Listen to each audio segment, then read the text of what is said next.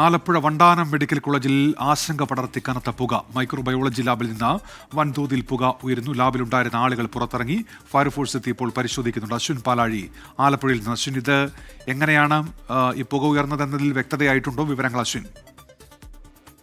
ഉന്മേഷ, ഇന്ന് രാത്രി 9:30 കൂടിയാണ് ആശങ്ക പടർത്തി ഈ ലാബ് കെട്ടിടത്തിൽ നിന്നും വലിയ തോതിൽ പുക ഉയർന്നത്. അത് അനിയന്ത്രിതമായി തുടരുകയും ചെയ്തതോടെയാണ് ഫയർഫോഴ്സിനെ വിവരം അറിയിച്ചത്. ആലപ്പുഴയിൽ നിന്നുള്ള ഫയർഫോഴ്സ് യൂണിറ്റ് എത്തി പരിശോധന നടത്തിയപ്പോൾ മൈക്രോ ലാബിനുള്ളിൽ ഉപയോഗിച്ചിരുന്ന ഒരു റെഫ്രിജറേറ്റർ പൂർണ്ണമായും കത്തി നശിച്ചിട്ടുണ്ട്. അതിൽ നിന്നാണ് പുക വ്യാപകമായി പടരുകയും ഈ ലാബ് സമുച്ചയമാകെ അത് വ്യാപിക്കുകയും ചെയ്തത്. ലാബിൽ ഈ പുക പടരുന്ന സമയത്ത് ഡ്യൂട്ടിയിൽ ആളുകൾ ഉണ്ടായിരുന്നു. പുക കണ്ടപ്പോൾ തന്നെ ഇവർ പൂർണ്ണമായും പുറത്തേക്ക് ഇറങ്ങി.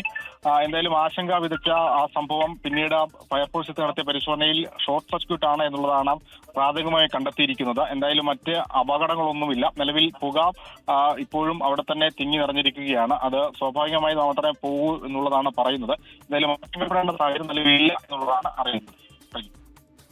അശ്വിൻ പാലാഴിയാണ് വിവരങ്ങൾ നൽകിയത്.